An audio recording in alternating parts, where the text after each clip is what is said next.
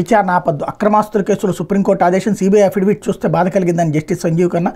జగన్ అక్రమాస్తుల కేసులో వివిధ వ్యక్తులు దాఖలు చేస్తున్న దరఖాస్తులతో సంబంధం లేకుండా విచారణ కొనసాగించాలని సుప్రీంకోర్టు న్యాయమూర్తి జస్టిస్ సంజీవ్ ఖన్నా ఆదేశించారు. మాజీ ముఖ్యమంత్రి జగన్మోహన్ రెడ్డి అక్రమాస్తుల కేసు విచారణ జాప్యం జరుగుతున్నదని, వాటి విచారణ వేరే రాష్ట్రానికి బదిలీ చేయాలంటూ వైకాపా ఎంపీగా ఉన్నప్పుడు ప్రస్తుత తెలుగుదేశం పార్టీ ఎమ్మెల్యే రఘురామ కృష్ణరాజు దాఖలు చేసిన కేసులపై జస్టిస్ సంజీవ్ కుమార్ జస్టిస్ మహదేవన్లతో కలిసి బుధవారం ఆయన విచారణ చేపట్టి రఘురామ తరపు న్యాయవాది వాదనలు ప్రారంభించారు.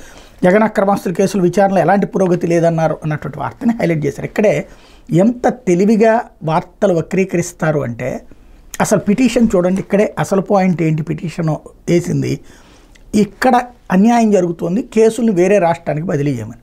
ఆ విషయాన్ని తోసిపుచ్చింది కోర్టు. పైగా అది ఆల్రెడీ కింద కోర్టు చూస్తుంది కదా, చేయమని చెప్పింది, వాళ్ళు చేస్తారు అన్నట్టు. ఈ సందర్భంగా వ్యాఖ్యలు అంటే లాయర్లు మాట్లాడినప్పుడు లాయర్తో స్పందించిన దాన్ని ఇక్కడ హైలైట్ చేశారు. అంటే తీర్పు మనం కోరుకున్నట్టు రాకపోతే జడ్జి గారి మాట, లాయర్ గారి మాటను హైలైట్ చేస్తారు. అదే తీర్పు మనకు అనుకూలంగా వస్తే అది హైలైట్ చేస్తారు. అంటే చివరికి న్యాయం అన్నటువంటిది కూడా ఎలాగ మార్చిపడేస్తారు అనడానికి సజీవ సాక్ష్యం. అంటే మన పత్రికలలో తెలివితేటలు కనుక అపారంగా ఉంటే ఎలా జరుగుతుంది అనడానికి సజీవమైనటువంటి సాక్ష్యం. లేకపోతే ఎవరో